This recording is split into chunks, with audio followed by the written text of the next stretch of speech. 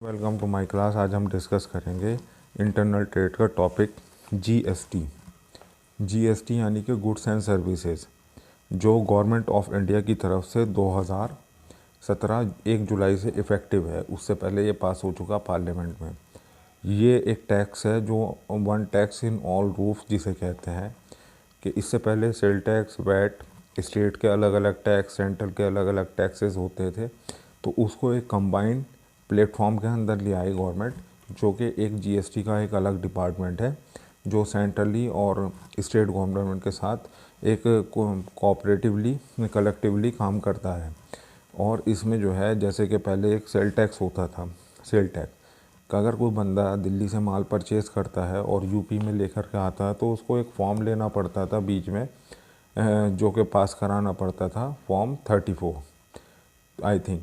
तो उसको ये फॉर्म लेना पड़ता था जिससे कि वो अपना जो है माल पास करा के यूपी में बेच सकता हो। फिर यूपी में आके उसको वो सब चीज़ें सबमिट करनी पड़ती थी कि इतनी सेल हुई। उसमें काफ़ी कुछ गवर्नमेंट के पास सही डाटा नहीं आ पाता था, क्योंकि कुछ जो बिजनेसमैन होते थे वो अपनी तरफ से टैक्सेस में चेंजेस, सेल्स में चेंजेस कर देते थे।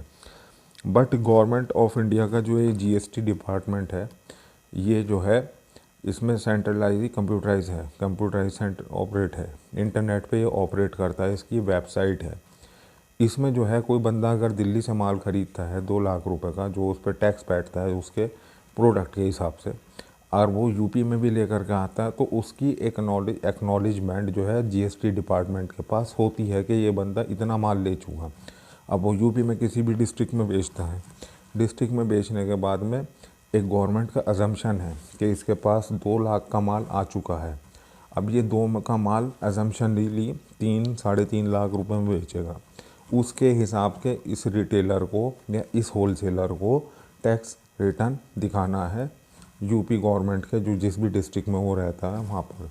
अगर वो इसमें कुछ चेंजेस करता है तो गवर्नमेंट के पास में एक डाटा होता है एनालाइजिंग, तो इस डिपार्टमेंट के पास में वो उससे उसकी जो टैक्सेस में चोरी करने की कोशिश करता है वो पकड़ी जाती हैं।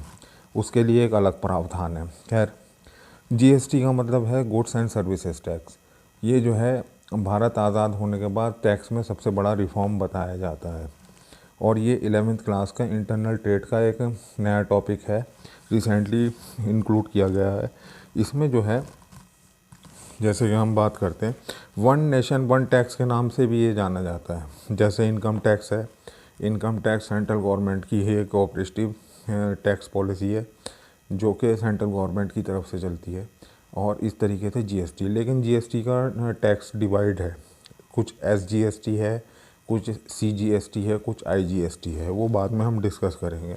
कुछ जो है स्टेट को उसका रेवेन्यू जाता है, कुछ सेंटर को जाता है, कुछ जो होता है आईजीएसटी, यानी कि जब कोई इंपोर्ट करता है माल, कहीं से ख़रीदता है और बाहर से ला करके बेचता है, तो उसके ऊपर आईजीएसटी लगती है।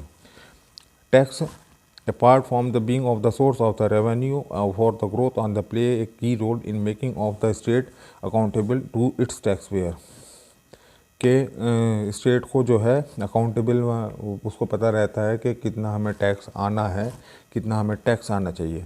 और इसका जो है टैक्स का सारा डाटा एक अजम्पशनली, अगर कोई बंदा ख़रीदता है बिल पे और बिल पे बेचता है, तो उसके पास, गवर्नमेंट के पास एक एजम्पशनली, मतलब कि एक अंदाजे से एक डाटा होता है कि इसकी इतनी सेल हुई होगी। बट कुछ लोग करते हैं हेरा फेरी।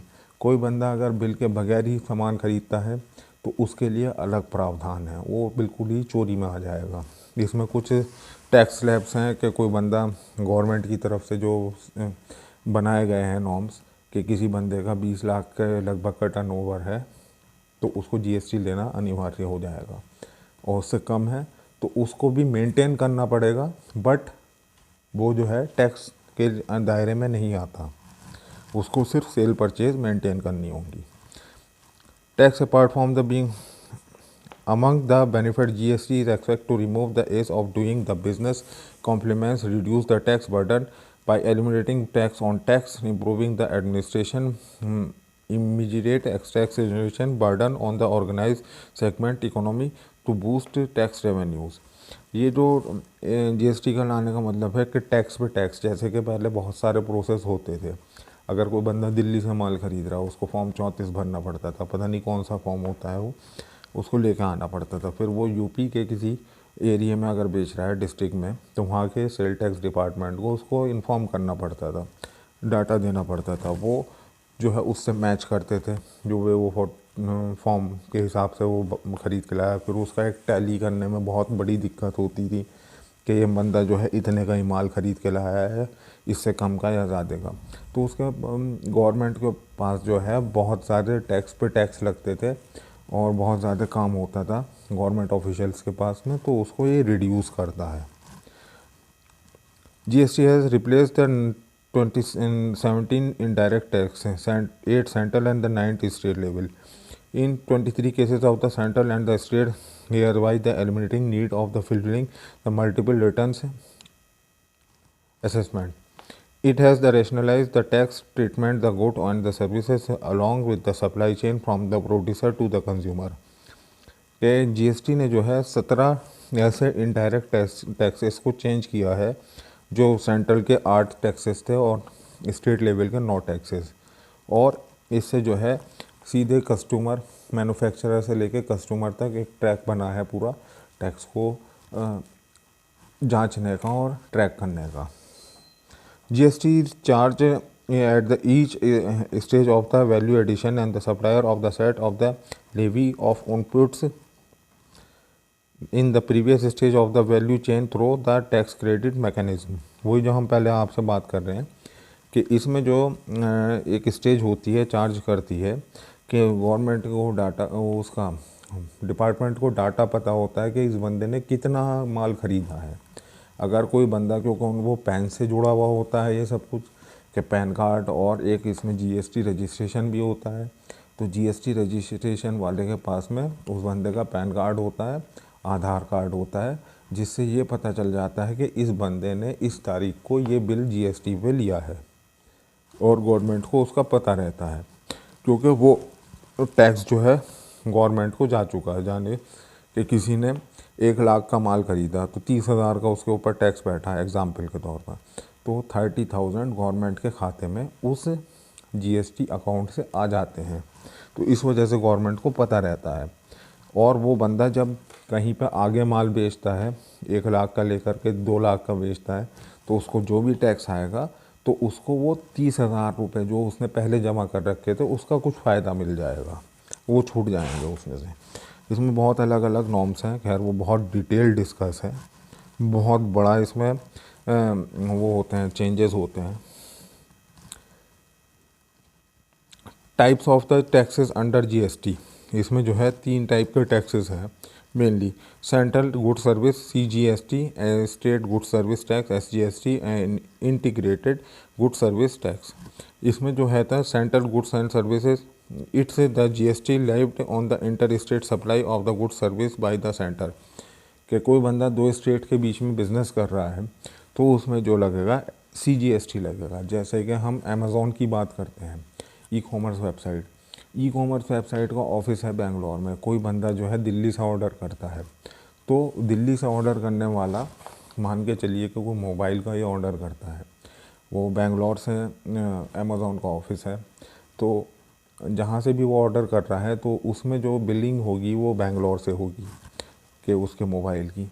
डिलीवर कहाँ होगा? दिल्ली में होगा, तो उसके ऊपर जो टैक्स लगेगा वो बेंगलोर का जो स्टेट है वहाँ टैक्स लगा, फिर दिल्ली तक। तो इसके लिए एक अलग ही टैक्स है CGST सेंट्रल, जिसको इंटर स्टेट से सेल एंड परचेज पर लगता है, वो सर्विस और गुड्स पर।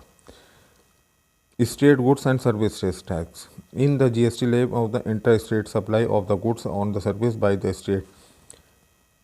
जैसे कि अगर कोई बंदा एक ही स्टेट में रहता है, मान के चलिए उत्तरांचल में रहता है, उत्तरांचल में वो एक ही स्टेट में आता है देहरादून, एक ही स्टेट में आता है हरिद्वार डिस्ट्रिक्ट।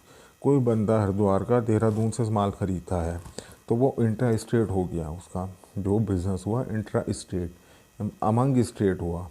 जो इस स्टेट की जोग्राफिकल वो होती है बाउंड्रीज़, तो उसके अंदर हुआ जो राज्य की होती हैं, तो उसमें जो लगता है SGST लगता है, उसमें CGST नहीं लगेगा। अब आता है इसमें next integrated goods and services tax. ये जो है बिल्कुल अलग है कि कोई बंदा इंपोर्ट कराता है मोबाइल, या जैसे कि मोबाइल की बैटरीज इंपोर्ट होती हैं, लैपटॉप इंपोर्ट होते हैं, बहुत सारी टेक्नोलॉजी के प्रोडक्ट जो होते हैं बाहर से आते हैं। कोई बंदा इंपोर्ट कराता है, जैसे कि चलते हैं कुछ प्रोडक्ट मार्केट में, तो वो उसके ऊपर IGST लगेगा। IGST यानी कि integrated goods and service tax. वो जब कोई बंदा बाहर से किसी और कंट्री से इंपोर्ट करा करके माल डोमेस्टिक मार्केट में सप्लाई करेगा या बेचेगा तो उसके ऊपर IGST लगेगा। फिर वो नेक्स्ट वो भी GST लगाएगा अपने माल को बेचने के लिए। तो ये सब इसके फैक्ट्स हैं। Some facts about the GST। Single tax structure, ये एक ही टैक्स स्ट्रक्चर है। इफेक्टिव ऑन द प्राइस, इसमें इफ़ेक्टिवनेस होती है प्राइस की। कंजप्शन बेस्ड टैक्स, कि जितना माल बिकेगा उतने पे ही टैक्स लगेगा। इनवॉइस मेकिंग, इनवॉइस ज़रूरी है इसमें। Anti profiteering measure, it is one of the key feature of the recent implemented GST law. This measure prevents the entities from making the excessive profit as per the anti profiteering. जैसे कि इसमें जो है एक anti profiteering law हो measurement हो गया कि बहुत ज़्यादा प्रॉफिट नहीं लगा सकती। वो गवर्नमेंट का एक अपना डिपार्टमेंट का एक अलग तरीका होता है कि किस माल की क्या कीमत है। उनके पास एक अपना स्टडी होती है कि मान के चलिए कोई बिस्किट है, बिस्किट मैक्सिमम जो होता है 4 रुपये से स्टार्ट होकर के 40 रुपये तक के बिस्किट मिलते हैं, जो 10-12 बिस्किट के पीसेस आते हैं। अगर कोई उनके 500 रुपये लेने लगे तो फिर गवर्नमेंट इस पे जो है डिपार्टमेंट अपना एक्शन ले सकती है कि कोई जो है ज़्यादा रेट उसकी कीमत से ज़्यादा तो नहीं लगा रखा। रजिस्ट्रेशन अंडर द GST, इसमें जो रजिस्ट्रेशन है वो है कंपलसरी, जो कि 20 लाख रुपए से ऊपर का टर्नओवर करते हैं, 20 लाख के लगभग का। 20 लाख से नीचे का भी जो टर्नओवर करते हैं, मान के चलिए कि वो सामान ले रहा हो, उसका 10 लाख रुपए पर एनम का रिटर्न है, बट वो टैक्स नहीं देगा, लेकिन उसको भी वो अपने डॉक्यूमेंट मेंटेन करने पड़ेंगे। रजिस्ट्रेशन ना रखे लेकिन उसको भी बिल ज़रूर रखने पड़ेंगे। बिल नहीं रखेगा तो उसके ऊपर भी गवर्नमेंट का कोई ऑफिसर या डिपार्टमेंट का कोई ऑफिसर जाता है तो उसके ऊपर भी टैक्स चोरी का एक वो लगा सकता है। रजिस्ट्रेशन हो गया इसमें। For example input tax credit under GST, ये होता है ये वाला इनपुट और आउटपुट के। मान के चलिए कि किसी बंदे ने एक और टैक्स दिया 40,000 रुपये का, उसने मान के चलिए कि 1 लाख रुपए का उसने सामान खरीदा मिस्टर ए से, उस पर 30,000 रुपये का या 25,000 का टैक्स लगा। ए ने बी को बेचा, बी जो है उस माल को 2 लाख रुपए का बेचता है, तो बी जो है उसी माल के में थोड़ा सा अपना प्रॉफिट बढ़ा के कीमत बढ़ा करके उसका टैक्स ले रहा है 2 लाख रुपए पे 50,000 रुपये। तो अब गवर्नमेंट को पता है कि इसने 30,000 रुपये टैक्स दिया है, 50,000 रुपये इसने कलेक्ट किया होगा अपने कस्टमर्स को सामान बेच करके, जब भी उसका सामान बिक जाएगा। तो गवर्नमेंट को ये पता है कि इस बी के पास हमारा जो है इसका 30,000 रुपये तो पहले आया हुआ है, वो तो कट जाएगा, लेकिन इसको जो है बाकी रिमेनिंग 50,000 का जो इसका टैक्स बैठा है 20,000 रुपये वो इसके ऊपर है, वो भी इसे शो ऑफ करना पड़ेगा कुछ वक्त में। तो इसके अंदर जो है इनपुट आउटपुट टाइप जो होते हैं क्रेडिट के अंदर GST के अंदर पता लग जाते हैं। तो ये सब जो है GST की काउंसिल होती है, कॉन्स्टिट्यूशन होता है, कोरम होता है, majority required of taking decision होती है। ये सब जो है इसको जो है फाइनेंस मिनिस्टर जो है उसको वो करते हैं, क्या नाम है, देख रेख करते हैं जो फाइनेंस मिनिस्टर है। और बहुत सारे पेमेंट जो है GST का पेमेंट करने का तरीका जो है कुछ अलग अलग तरीके से है। जैसे इंटरनेट बैंकिंग से हम टैक्स दे सकते हैं, डेबिट क्रेडिट से, NEFT से, रियल टाइम ग्रॉस सेटलमेंट से, इनसे हम जो है GST का पेमेंट कर सकते हैं। क्योंकि उसमें एक वेबसाइट होती है, चालान बनता है, उसमें सेल परचेज चढ़ती है, उसका एक पूरा जो है परफॉर्मा है। जैसे कि 11th क्लास में बही खाता होता है, डबल एंट्री बुक होती है, उसी तरीके से GST का भी एक ऑनलाइन जो है बही खाता होता है। उसमें जो है सेल परचेज दिखानी पड़ती है। किसी की सेल नहीं भी है तो उसे नील का रिटर्न फाइल करना पड़ता है और वो जो है टैक्स को जमा करना पड़ेगा उसको। उसी में जो है पेमेंट जो होता है, किसी बैंक में जाने की ज़रूरत नहीं, ऑनलाइन ही लिंक होता है। उसको आप डेबिट कार्ड से, क्रेडिट कार्ड से, एटीएम से या यूपीआई से भी शायद, या फिर आरटीजीएस एनईएफटी से पेमेंट कर सकते हैं। ये सब जीएसटी के नॉर्म्स है। बहुत बेसिक सी एक जानकारी है जीएसटी की। इसमें जो है सर्विसेज पे अलग टैक्स पड़ता है और गुड्स पे अलग से टैक्स पड़ता है। सर्विसेज में क्या आते हैं कि सर्विसेज को नॉर्मली, जैसे डॉक्टर है सर्विस है, अगर वो अपने पेशेंट को देखेगा 1000 फीस लेता है तो उसको उस पर टैक्स देना पड़ेगा। लॉयर है सर्विस है, लॉयर अगर किसी अपने क्लाइंट से 25,000 रुपये चार्ज करता है किसी केस के, तो उस पर उसे टैक्स देना पड़ेगा। इसके अलावा सर्विस है कि जैसे कि कुछ सर्विस बिजनेस होते हैं, मान के चलिए अमेज़ॉन का अपना कोई प्रोडक्ट नहीं है, अमेज़ॉन का, फ्लिपकार्ट का अपना, या इंडिया मार्ट का, या OLX का, ये सब जो है ई कॉमर्स बेस्ड वेबसाइट्स हैं। इनका कोई अपना प्रोडक्ट नहीं है, ये दूसरे के प्रोडक्ट्स को बेचते हैं। चाहे वो OLX हो, वो भी जो है सेकंड हैंड मार्केट का ई प्लेटफॉर्म है, तो वो दूसरों के प्रोडक्ट्स को बेचते हैं। दूसरों के प्रोडक्ट्स पे वो अपना जो है कमीशन लेते हैं। वो सर्विस क्लास बिजनेस हुआ। सर्विस क्लास बिजनेस में उनके ऊपर सर्विस क्लास ही टैक्स लगेगा, उनके ऊपर मैन्युफैक्चरर वाला, गुड्स वाला टैक्स नहीं लगेगा। जैसे इंडिया मार्ट है, इंडिया मार्ट कम्प्लीटली एक सर्विस कंपनी है, जहाँ तक इसका कोई अपना प्रोडक्ट नहीं है। ये बिज़नेस टू बिज़नेस काम करती है, B2B, बिज़नेस टू कस्टमर भी काम करती है। तो इसमें जो है सिर्फ ये अपना जो है एक अपना वो कर देते हैं डिस्प्ले कि फला बिजनेसमैन के पास ये प्रोडक्ट्स हैं, ये कंपनी है, उसका ये GST रजिस्ट्रेशन है। तो उसके पास कॉल जाती है, उससे चार्जेस लेते हैं 20,000 25,000 सालाना, तो उससे चार्जेस लेते हैं। उस 25,000 पे इनको जो है टैक्स देना पड़ता है, जो भी 18% या 28% टैक्स लगता है वो एप्लीकेबल होता है अलग अलग। तो सर्विस पे जो टैक्स लगता है वो अलग है, गुड्स पे जो टैक्स लगता है वो अलग है। सर्विस जो है प्रोफेशन भी आ सकता है। कोई बंदा सिंगर है, वो 2 लाख रुपए कमाता है एक गाने चला करके, तो उसे उसके ऊपर टैक्स देना पड़ेगा। ये भी एक सर्विस में आता है। बहुत सारे इसके जो है अलग अलग क्राइटेरियाज़ हैं। बहुत लंबा डिटेल सब्जेक्ट है, एक छोटा सा टॉपिक है ये। हाँ, 11th क्लास की बिजनेस स्टडीज़ में इंटरनल ट्रेड, क्योंकि इंटरनल ट्रेड जो होती है डोमेस्टिक, उसमें जो टैक्स लगता है आजकल GST ही लगता है। पहले सेल टैक्स, वैट लगता था, वो अब हट चुके हैं, अब सिर्फ GST ही लगता है। Thank you very much for watching the video. Thank you. Next topic discuss करेंगे हम नेक्स्ट वीडियो में।